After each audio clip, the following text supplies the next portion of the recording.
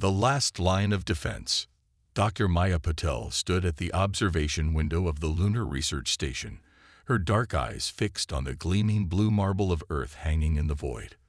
The notification she just received on her neural interface felt like a weight pressing against her chest.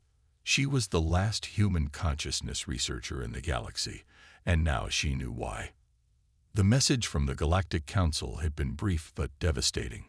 Across thousands of worlds, billions of sentient beings were losing their ability to dream. The cosmic plague had begun 3 standard years ago, spreading from the outer rim inward. Species after species reported the same symptoms. First, their children stopped having nightmares, then adults lost their ability to imagine, and finally, their consciousness began to fade entirely, leaving behind empty shells of once vibrant beings. Dr. Patel. The soft chime of the station's AI interrupted her thoughts. The Galactic Council representatives have arrived ahead of schedule. They're waiting in the main conference room. Maya took a deep breath, smoothing down her lab coat. Thank you, Aria. Tell them I'll be there in 5 minutes. She gathered her data tablets, each containing years of research into human consciousness patterns. Research that until today had seemed purely academic. The conference room doors whispered open, revealing 3 beings that represented the diversity of galactic life. Ambassador K'tal, a crystalline entity that pulsed with internal light. Director Genra, whose translucent body rippled like water given form. And Architect Moss, a collective consciousness of microscopic organisms that maintained a humanoid shape out of courtesy. Dr. Patel. K'tal's voice resonated directly in her mind, their crystal structure vibrating with urgency. We apologize for the abrupt arrival, but time is precious. You've reviewed our data. Maya nodded, projecting her research onto the room's holofield. I have, and I think I understand why humans are immune. She gestured to a complex neural map. Every species affected by this consciousness plague shares one common trait. They evolved to have perfectly ordered, logical minds. Your thoughts flow like mathematics, beautiful and precise. Genra's form rippled with interest, and humans do not. No, Maya allowed herself a small smile. Human consciousness is chaos. Our minds are filled with contradictions, illogical leaps, and random connections. We dream not because we choose to, but because we must. Our brains require this disorder to function, a disadvantage that has become an advantage. The collected particles that formed Architect Moss shifted thoughtfully. But how does this help us combat the entity responsible? Maya's fingers danced across her tablet, bringing up new data. We've detected patterns in the consciousness decay. It's not random. It's being consumed. Something is feeding on ordered thoughts, like a virus that can only replicate in perfect conditions. Human minds are simply too chaotic for it to gain a foothold. Then humanity must be the foundation of our defense. K'tal's light pulsed with determination. But we estimate only 60 standard days before the entity reaches the core worlds. Can you prepare your species in time? Maya felt the weight of galaxies on her shoulders as she considered the question. Humanity had only achieved faster than light travel a decade ago. They were still finding their place among the stars, and now they were being asked to stand as the last line of defense against a threat they barely understood. We won't have to prepare all of humanity, she said finally. Just a select group of individuals who can weaponize what makes us unique. Dream warriors, if you will.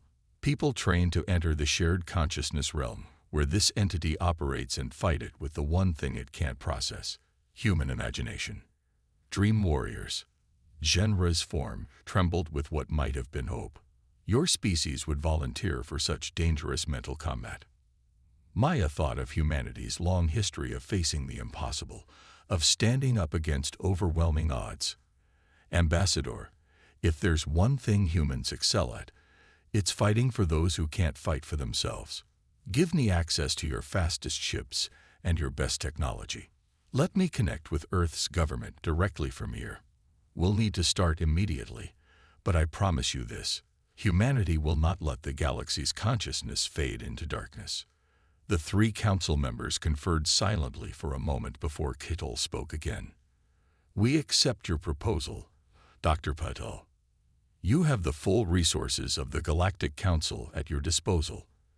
The fate of countless minds now rests with humanity's beautiful chaos." As Maya began outlining her plans, she felt a fierce pride in her species. Humanity's greatest weaknesses, their disorder, their dreams, their defiance of logic, would become their greatest strength. The entity that threatened the galaxy's consciousness was about to learn why you should never underestimate the power of the human mind. In the observation window's reflection, Maya caught sight of her determined expression. The real work was just beginning, and somewhere out there in the darkness between stars, an ancient consciousness-devouring entity was about to discover that it had finally met its match in humanity's wonderful, terrible, magnificent chaos.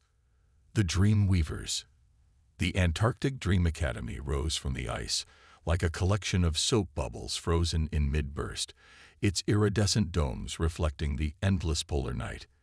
Inside the largest sphere, Captain Sarah Chen watched as 30 of Earth's most promising recruits underwent their first shared consciousness immersion. The candidates floated in suspension pods, their minds linked through a network of quantum channels adapted from Galactic Council technology. Biomonitors painted the curved walls with cascading data streams, each one representing the chaotic beauty of a human mind at work. "Their sync rate is holding at 67%, reported Dr. Victor Rozanov, his fingers dancing across holographic controls. "Better than we hoped, but still far below what the Council species could achieve in their prime." Sarah smiled, watching a particularly erratic pattern spike across the displays.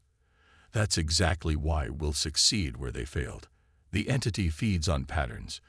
We're teaching our people to be even more unpredictable than they naturally are."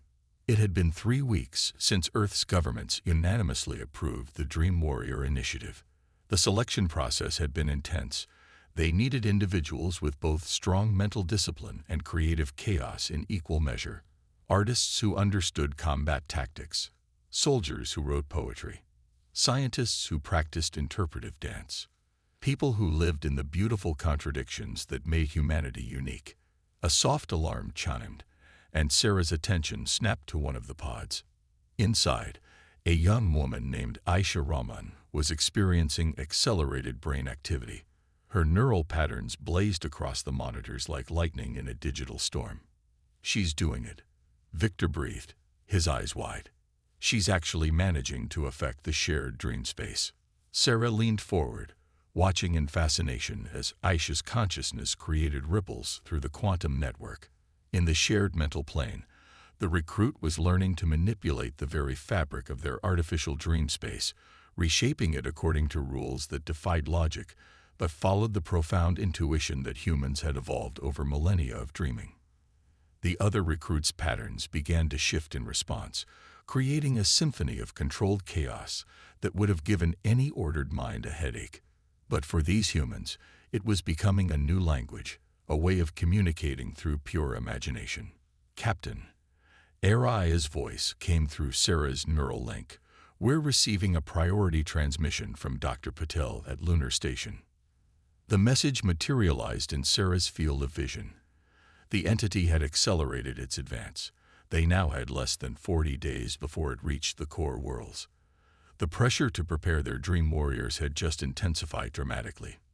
"Begin Phase 2, Sarah commanded, her voice steady despite the urgency burning in her chest. "It's time to show them what they're really fighting for."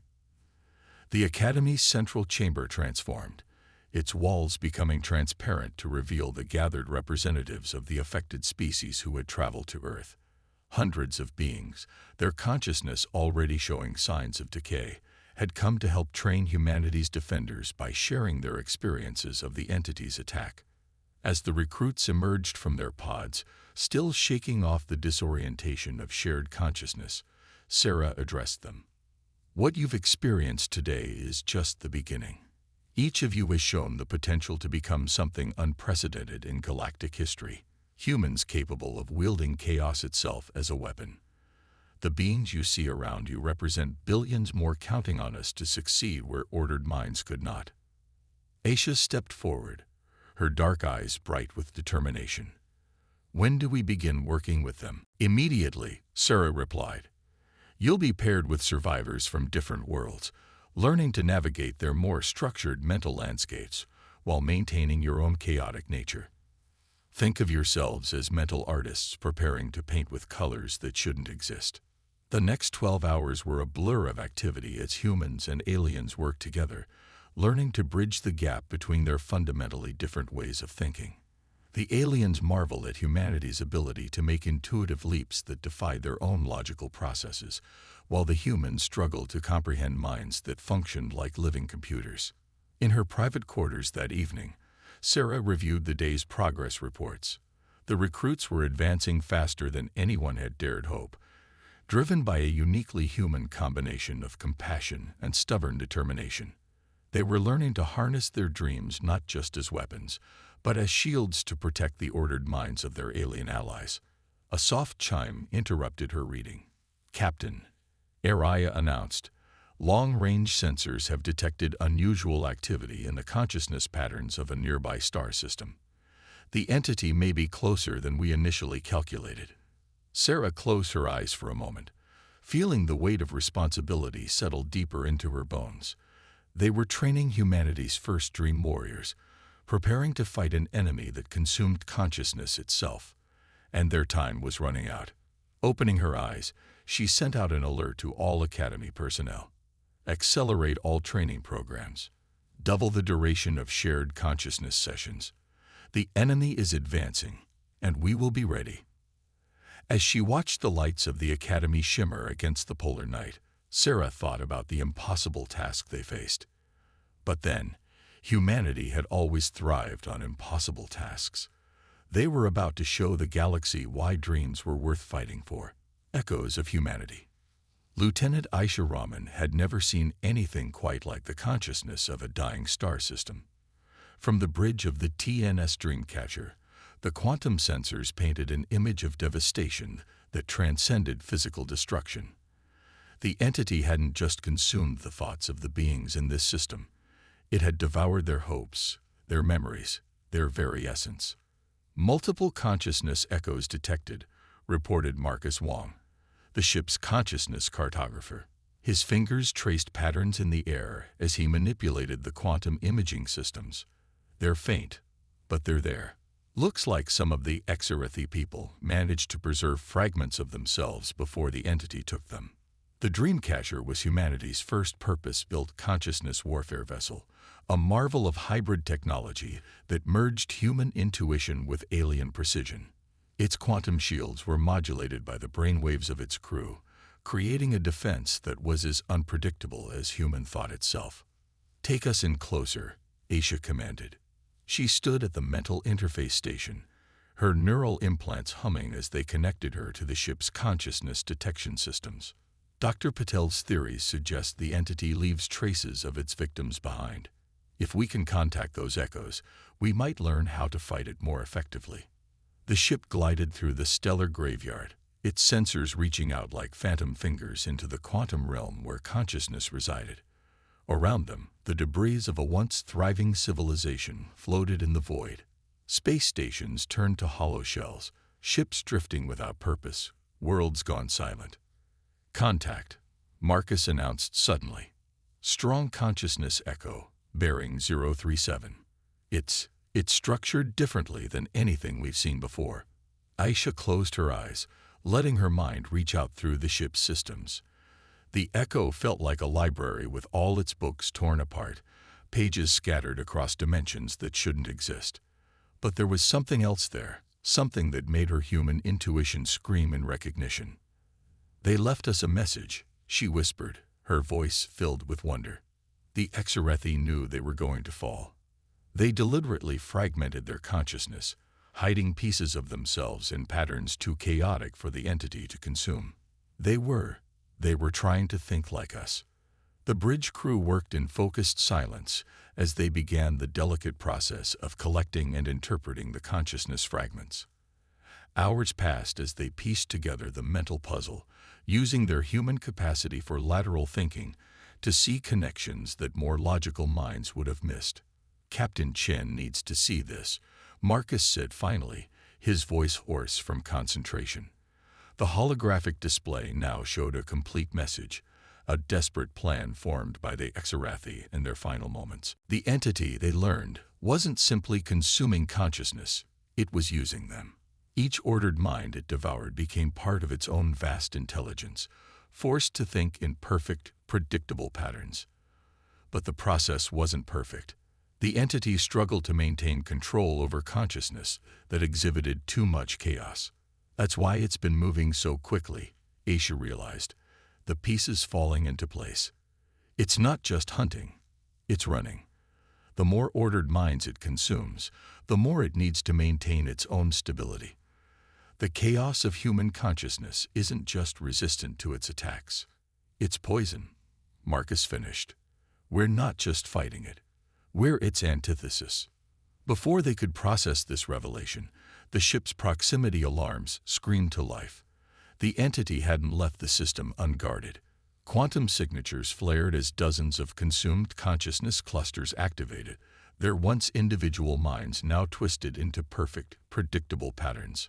"Battle stations," Aisha ordered, her training taking over. "All dream warriors to your mental interface pods." Marcus began broadcasting the Exarathi consciousness fragments on all quantum frequencies. "Let's show this thing what happens when human chaos meets perfect order." The Dreamcatcher's crew moved with practiced precision that somehow maintained its human unpredictability. Dream warriors interfaced with the ship's systems, their chaotic thought patterns creating shields of pure impossibility. The vessel's quantum weapons, guided by human imagination, fired thoughts that shouldn't exist into the ordered patterns of their enemies. As the battle raged across both physical and mental space, Aisha felt something she hadn't expected: hope. The entity's servants were powerful but predictable. Even as they attacked, their movements followed patterns that human minds could disrupt simply by thinking laterally. "Send a priority message to Earth," she commanded between mental barrages. "Tell them we found our advantage." The entity doesn't just fear human consciousness. It's fundamentally incapable of adapting to it. We need to push harder into chaos, into the dreams that define us. We need to be more human than we've ever been. The Dreamcatcher danced through the quantum storm, its human crew weaving impossible patterns through reality itself. They had come seeking answers and found instead a confirmation of humanity's greatest strength. Their beautiful, unpredictable chaos was exactly what the galaxy needed. As they prepared to jump back to Earth, Aisha took one last look at the consciousness echoes they'd gathered. The Exarathi's final message felt like both a warning and a blessing. "Bring the dreams we lost. Show us how to imagine again." The pattern breakers. The Antarctic Dream Academy had transformed into humanity's last war room. Holograms filled the central dome, showing the entity's inexorable advance through nearby star systems. But now, for the first time, that advance had begun to slow. Dr. Maya Patel stood before the assembled commanders of Earth's Dream Fleet, her holographic form projecting simultaneously to 20 ships spread across the defense line. The Exarathi consciousness fragments confirm everything we theorized. The entity isn't just vulnerable to chaos, it's terrified of it. Captain Sarah Chen's hologram nodded, her expression fierce. "Lieutenant Raman's discovery changes everything. We're not just fighting to survive anymore. We're fighting to wake up the galaxy." The assembled commanders watched as Maya brought up new data streams, consciousness patterns collected from a dozen battles. "Look at how the entity reacts when exposed to human thought patterns. It doesn't just retreat, it actively tries to impose order on the chaos. It's compulsive, almost desperate." The revelation had sparked a new strategy. Instead of trying to match the entity's power, humanity would become what it feared most: pure, weaponized chaos. The Dream Fleet had been modified. Its quantum shields now deliberately unstable, powered by the most unpredictable human minds they could find. "We've recruited dreamers," Sarah explained, gesturing to new crew manifests. Artists, musicians, children, people who naturally think in ways that defy logic. They're not warriors in the traditional sense, but their minds create patterns that the entity can't predict or consume. Viktor Rozanov's hologram flickered as he added, "We've also found a way to weaponize human creativity directly. The quantum cannons now fire concentrated bursts of human dreams, everything from childhood nightmares to impossible hopes. Against ordered minds, they're devastating." Maya watched the assembled commanders absorb this information, seeing the mix of determination and wild hope in their eyes. Humanity had spent its entire existence being told that its chaotic nature was a weakness. Now, that very chaos was the galaxy's last hope. "The entity will reach the core worlds in 15 days, she said, her voice steady. "But this time, we're not running. This time, we're going to show it what humanity does best. We're going to break every pattern it knows." The next 2 weeks were a blur of preparation and innovation. The Dream Fleet developed tactics that would have made traditional military strategists weep. Ships moved in formations based on abstract art. Combat maneuvers were choreographed to follow children's nursery rhymes. Quantum weapons were calibrated to the brainwaves of lucid dreamers. Aboard the flagship Dreamweaver, Maya worked with the consciousness science team to implement their boldest plan yet. They had discovered that human laughter, pure and genuine, created consciousness patterns that were completely toxic to the entity's ordered structure. "It's perfect," Aisha said, reviewing the data. "The entity tries to predict and control everything it encounters. But you can't predict joy. You can't control wonder. These are things that have to be felt, have to be experienced chaotically." The defensive line they created was unlike anything the galaxy had ever seen. Dream ships moved in impossible patterns, their crews' minds linked in shared consciousness that flowed like jazz improvisation. Between them, quantum buoys broadcasted human creativity into space. Art, music, dance, all the beautiful chaos that made humanity human. When the entity finally appeared at the edge of the core systems, it encountered not an ordered battle line, but a tsunami of human consciousness.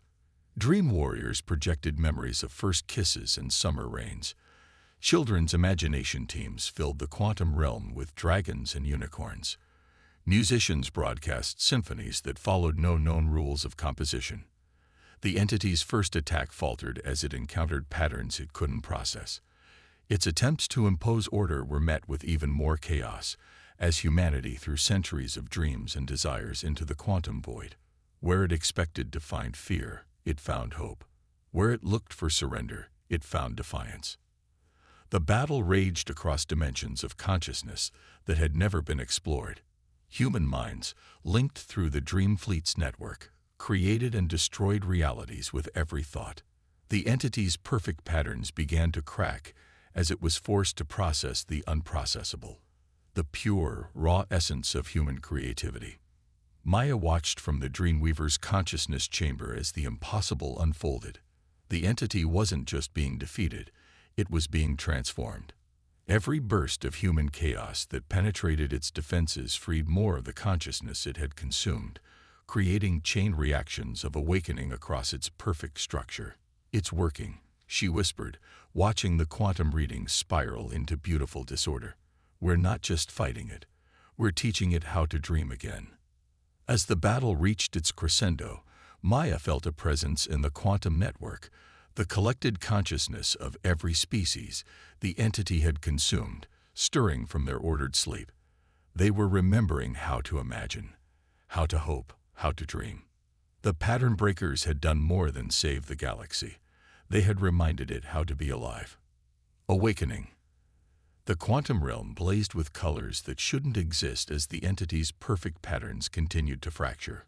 Aboard the Dreamweaver, Dr. Maya Patel monitored the cascade of consciousness being released. Each burst of human chaos freed more minds from their ordered prison, creating a chain reaction that rippled across the galaxy. "We're detecting massive consciousness fluctuations," Marcus reported from his station. "The freed minds, they're not returning to their original patterns. They're becoming something new." Maya watched in fascination as the quantum readings told an unprecedented story. The released consciousness wasn't simply reverting to their previous ordered state. Instead, they were adopting aspects of human chaos while retaining their logical foundations. Order and chaos were beginning to dance together in ways that had never been possible before. The entity, Aisha's voice came through the quantum link, tight with concentration. It's trying to communicate. Through the shared consciousness network, they felt it. A vast, ancient intelligence experiencing confusion for the first time in its existence. The entity had spent eons consuming ordered minds, seeking perfect patterns, trying to impose absolute structure on a chaotic universe. Now, exposed to the raw power of human dreams, it was experiencing something entirely new: doubt. Maya made a decision that would change the course of galactic history. All ships, maintain your chaos field but do not attack. Let's show this being what humanity does best. Let's teach it how to dream. The Dream Fleet's crew linked their minds more deeply than ever before, but instead of weaponizing their chaos, they shared it. Through the quantum network, they broadcast the full spectrum of human experience: love and loss, hope and fear, joy and sorrow. They showed the entity what it meant to imagine impossible things, to defy logic, to create without boundaries. The entity's response began as resistance, its perfect patterns trying to impose order on the flood of human consciousness. But slowly, impossibly, it began to change. The very quality that had made it fear and consume consciousness became the key to its transformation. It started to learn, to adapt, to dream. Ambassador Kettle's crystalline form materialized on the Dreamweaver's bridge, their internal light pulsing with unprecedented patterns. The freed consciousness of my people. They're awakening, but they're different. We're all different. Throughout the core worlds, species that had lost their ability to dream were experiencing a renaissance of consciousness. The fusion of their natural order with human chaos was creating new forms of thought, new ways of experiencing reality. The galaxy was awakening to possibilities that had never existed before. Look, Sarah breathed, pointing to the quantum displays. The entity's vast consciousness was transforming, its rigid patterns dissolving and reforming into something that combined the best of both order and chaos. It was becoming a bridge between ways of thinking that had once seemed incompatible. Maya felt tears in her eyes as she watched the readings. It was never about defeating it, she realized. It was about evolution. The entity sought perfect order because it had never known the beauty of chaos, and our ordered allies needed chaos to break free from their own limitations. The next few hours were filled with first contacts of an unprecedented kind. Species that had been trapped in the entity's ordered patterns were reborn with the ability to dream. The entity itself, once a consumer of consciousness, began to serve as a repository of shared experience, a place where order and chaos could coexist and create together. In the Antarctic Dream Academy, Maya stood before a new gathering, representatives of every affected species, their consciousness now carrying the spark of human chaos. "We stand at the beginning of a new era," she announced. Humanity's gift to the galaxy wasn't just our chaos or our dreams. It was our proof that different ways of thinking don't have to be in conflict. They can dance together, create together, dream together. The entity, now transformed into something that defied classification, shared its first created dream across the quantum network. It was a vision of the future where consciousness of all kinds flourished together, where order and chaos strengthened each other instead of fighting for dominance. Aisha, standing at her station on the Dreamweaver, smiled as she felt the new patterns of thought flowing through space. "We did more than save consciousness," she said. "We evolved it. We showed the galaxy how to dream in ways even we never imagined." As the transformed entity began helping to awaken more worlds, teaching them this new way of thinking that bridged order and chaos, humanity found itself in an unexpected position. They were no longer just warriors or saviors. They were teachers, showing the galaxy how to embrace the beautiful chaos that lived in every conscious mind. The age of perfect order was over. The age of dreams had begun, and somewhere in the quantum realm, consciousness danced in patterns that were both perfectly ordered and beautifully chaotic, creating a harmony that would echo through the cosmos forever.